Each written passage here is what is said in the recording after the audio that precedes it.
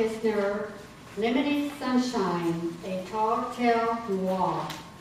Lemony Sunshine, A Tall Tale Noir, Bob Kistner.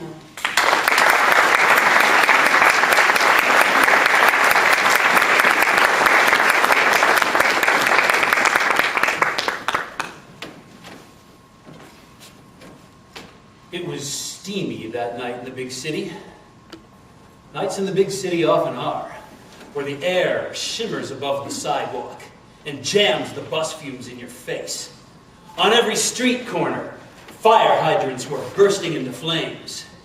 Down on the dock, mob informants were begging to be sliced and diced and tossed in the river. Stagnant light from the dying sun filtered through the blinds, turning everything into my office to brass. The color of stale scotch. The color of one more night of dreams gone AWOL here in the big city. That's when she walked into place, with electric hair more mystifying than the Black Forest. She had rose-red lips that pouted eternal and cried in silence to be kissed. She wore a satin lemon-yellow dress, slid up the side. Hey, gentlemen. Showing off fish-netted gams that stretched all the way to the ceiling. I needed somebody to yell timber, because I was falling hard. Falling like a 5-story walk-up against a wrecking ball. Suddenly, those dead brass walls became the lemon sunshine of some faraway tropical paradise, where I'd gladly climb an ant-covered palm tree in my boxers and pick coconuts with my teeth just to make her a pina colada. She was my damsel. I was her knight. She was the yin to my yang, the Rogers to my Hammerstein. She was my Ernest. I was her Borgnine. She told me her troubles.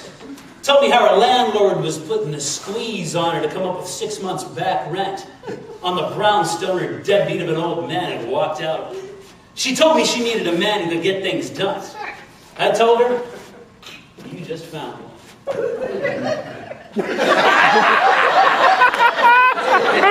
So the first thing I did was to check up on a contact I have who knows things on the street. No, strike that. First thing I did was take that Lemony Sunshine dame in my arms and plant one right on those rose-red lips. Then I went out and checked on a contact I have who knows things on the street. It turns out our old man hadn't stepped out too far. I caught up with him shooting pool in a dive in the Bronx. He was bigger than the room itself, with an iron jaw like the bumper on a dump truck. When I showed up, he was belly aching to the gal behind the bar about being hungry. I suggested a knuckle sandwich, but it only served as an appetizer.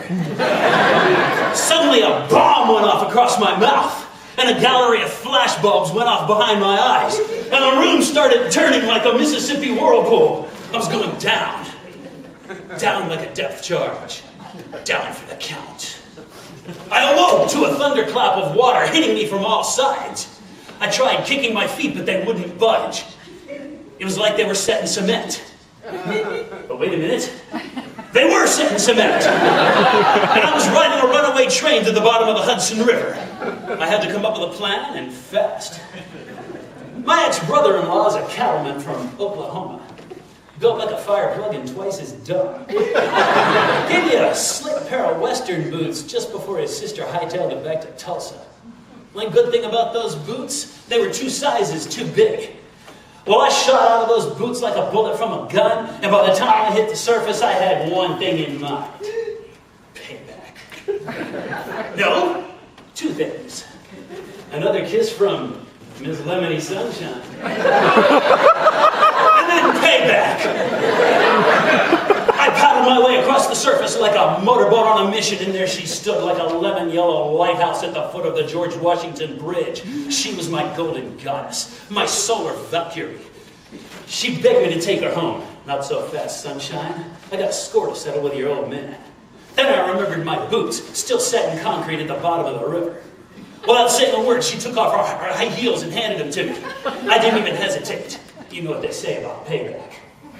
Took me 7 or 8 strides to catch my balance in those stilettos, but then I locked on my target like a tomahawk missile. 16 blocks and I was there. He didn't even see me come until I was in his face. I drove my heel through the top of his shoe and nailed it to the floor. He bellowed like a wounded bull and swung in the air. That was for the boots. Couldn't care less about the boots, but what did he know? Then I finished him off with the business end of a pool cue. That is for Lemony Sunshine. Which brings us to the moral of this lurid tale. When life deals you lemons, walk a mile in her shoes.